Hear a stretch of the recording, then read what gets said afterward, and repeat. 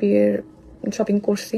আমাদের বিয়ের প্রোগ্রামের মানে আমাদের বিয়ের শপিং মানে বিয়ের প্রোগ্রামের আসলে শপিং এর মানে ডেটটাও আমাদের কনফার্ম হয়েছিল, কিন্তু পরবর্তীতে আমাদের কাছে মনে হয়েছে যে এখন প্রোগ্রাম করব, আবার কিছুদিন পরে তার ফ্যামিলি আসবে, তখন আবার প্রোগ্রাম করব।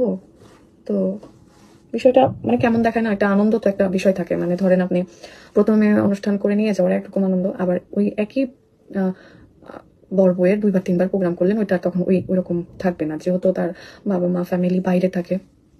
তারা বাংলাদেশে আসলে চাইলেও যখন তখন আসা বা থাকা বা এগুলো পসিবল না। তো এই কারণে আমরা চিন্তা ভাবনা করে দেখলাম যে না, পরিবার ছাড়া আমরা আসলে কিছু করতে চাচ্ছি না। সবাই থাকবে, সবাই আছে, পরিবার নেই তা না, আসলে সবাই আছে, কিন্তু তার বাবা মা ভাই বোন তারাই, মানে আমাদের মেইন যে মানে পরিবারটা, তার পরিবারটা আপন, তো তারাই থাকতে পারছে না। তাহলে আমরা ওই জায়গায় আমাদের ভালো লাগবে না, আসলে আমরা শান্তি পাবো না। দিন শেষে আমাদের কাছে কোথাও না কোথাও খালি খালি লাগবে, শূন্য শূন্য লাগবে। তো কি দরকার? তো এই আসলে আপু এটা চিন্তা করে সবকিছু কমপ্লিট করার পর আমার প্রোগ্রামের আমার আমার প্রোগ্রামের জাস্ট আমি দোপাট্টাগুলো যদি আপনাদের দেখাই তাহলে হয়তো বুঝতে পারবেন যে কোনো শপিং নেই যে সেটা আমরা বাকি, শুধুমাত্র আমাদের 2-1টা কেনাকাটা বাকি ছিল, তাছাড়া সব কেনাকাটা আমাদের কমপ্লিট হয়ে গেছে।